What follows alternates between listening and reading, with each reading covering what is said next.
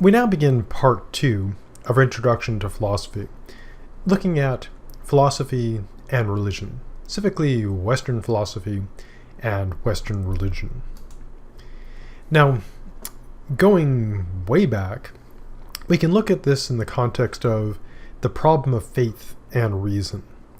And if we go back to the ancient Greeks, they had no real conflict between faith and reason. One reason for this was that Greek religion was not a revealed faith. Religious ideas were passed on by the poets and by tradition, as we saw back in the Introduction to Philosophy. The ancient Greek philosophers, people like our good dead friend Socrates, our good dead friend Plato, our good dead friend Aristotle, and others, relied on philosophical reason and tended to either reject or downplay religious traditions. So, for example, in Socrates, although he makes various references to Zeus and Anubis, he doesn't use religious argumentation. Now, if we look at Judaism, which is the origin point in many ways of Christianity, some claim that the Jewish tradition lacks a conflict between faith and reason. And one reason for this is that, in some interpretations, Jewish tradition emphasizes the faithfulness of God to his people, and on some accounts, this would make philosophical reasoning seem perhaps somewhat needless. This is not to say that Jewish tradition does not include deep philosophical aspects to it. It's simply that it's primarily in Christianity that you get this conflict between faith and reason. So how did this problem originate in the context of Christian thought? Well, here is the cause of what could be considered the problem. Now, philosophically, it's important to note that a problem doesn't mean something like we would think of a problem in normal everyday life. So if someone says we've got a problem, they mean something bad has happened that's got to be corrected. Philosophically, a problem can be seen as like analogous to something like a math problem, in the sense of something to be solved or addressed. And philosophers often find these problems interesting and important, as opposed to the problems that we have of normal everyday life, which are pretty much always bad. So in Christianity, at least on some interpretations, there are two different sources of information: faith / revelation and reason. So how did this arise? Well, if we go way back to the ancient Greeks, Greek ways of thought in Christianity began to supplant the early Jewish influences. And so this required that Christians had to address various concerns. One includes external philosophical attacks on early Christianity. Second are the internal controversies in Christianity. Now, people often think of Christianity as being fairly monolithic up until the Protestant Reformation, but there were many, many, many divisions and battles. One early one, of course, the most obvious, is between the Eastern and the Western churches. But if you study the history of religion, you'll see there are many divisions. So how did the Greek thought influence this? Well, the Greeks had a concern with systematic approach to reality. Now, not in all cases, this is a broad generalization, but if we look at our good dead friends like Aristotle and Socrates and Plato, they were very systematic in their approach to metaphysics. Now, many classic questions arise within the context of Western philosophy and Western religion. One is this, and these are questions that are still asked today. First, is religious belief rational? Second, what is the relation between faith and reason? And third, where faith and reason come into conflict, what should be done? Now, putting it in more historical context, there are points of disagreement and points of agreement between Christian thought, especially early Christian thought, and Greek philosophical views. So what are some points of disagreement?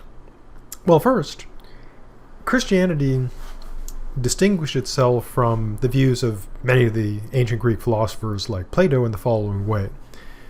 For Plato, the highest goal, as we'll see in the next part, and as we discussed kind of indirectly when we talked about the Apology, the highest good for Plato was to achieve knowledge of the good. And so Plato doesn't talk about salvation through like faith or going to heaven. We'll see talk about the Platonic heaven, but his goal was not achieving salvation through faith or good works. Well, in a way you'd achieve the good through knowledge of the good. And so a different sort of end goal.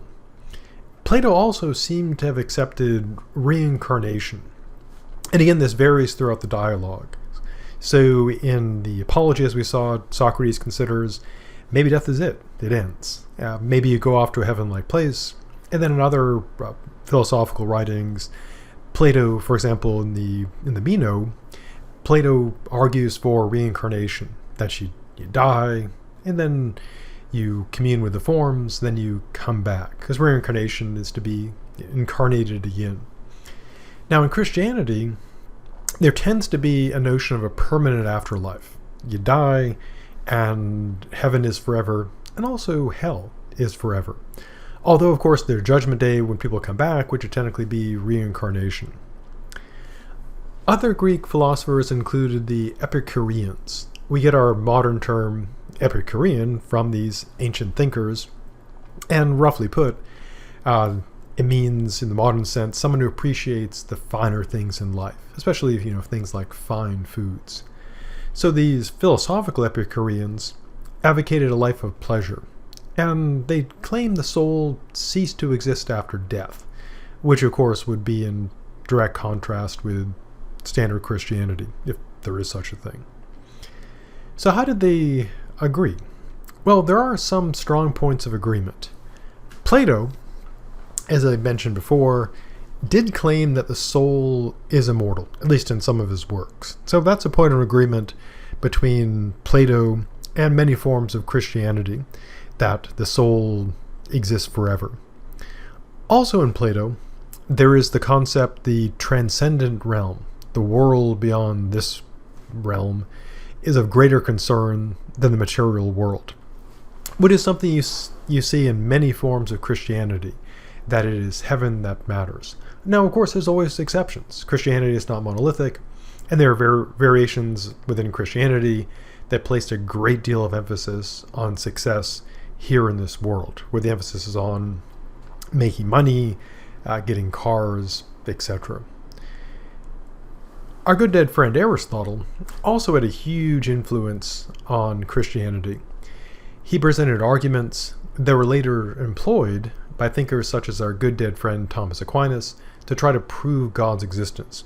Even though Aristotle himself was at best a pagan and certainly did not believe in the God of Christianity, because Aristotle predated Christianity by a long time. Aristotle also argued that the universe has a purpose, that the universe is a teleological place. And teleological is kind of a fancy word for having a goal or end or purpose. And one of the many core questions in metaphysics is, and also religion, is this: does the world have a purpose? Put in bumper sticker sayings, it would be, on one hand, everything happens for a reason. On the other hand, stuff happens. There also are good dead friends, the Stoics, another group of philosophers, people like the famous Emperor Marcus Aurelius. He's a good example of a famous and dead Stoic. They argued for an orderly and meaningful world, which is aimed at fulfilling a purpose.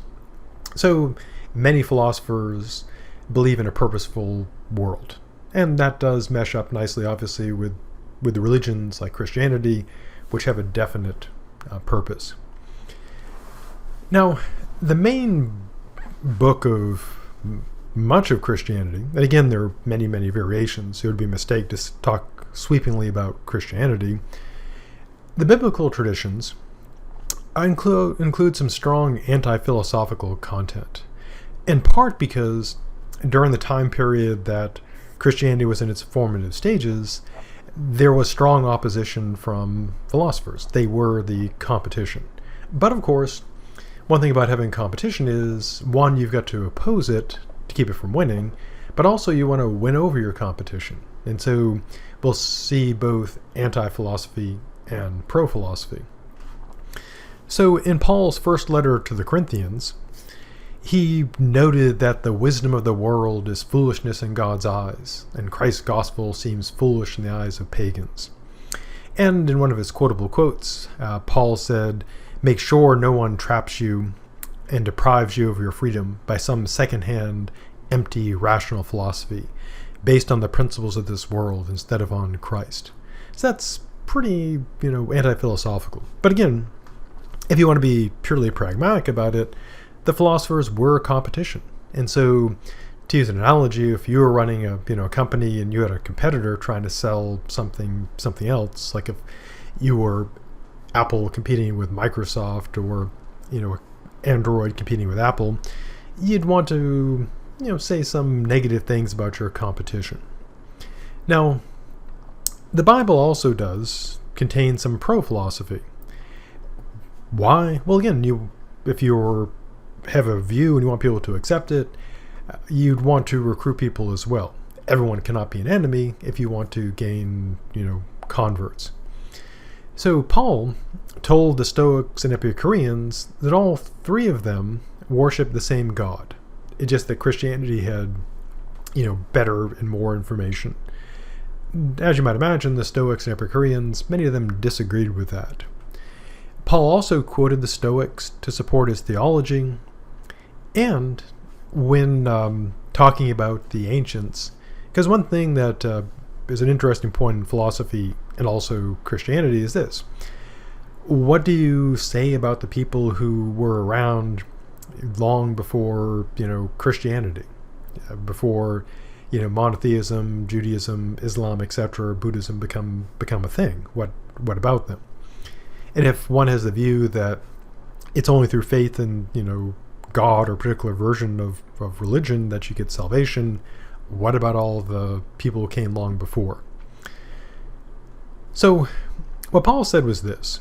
He said that although the ancient Greeks had not received a revelation from God, they did have knowledge of God through his creation, and the moral laws were engraved on their hearts. So he was presenting what philosophically we would call innate ideas. So one thing that later philosophers, some of them, because philosophers disagree about everything, have this notion that some ideas are built in, installed in the factory, or engraved by God. And so Paul is actually advocating a philosophical concept of innate ideas, moral laws built in. And of course, the book of Proverbs praises wisdom, and the prologue to the Gospel of John mentions the divine logos.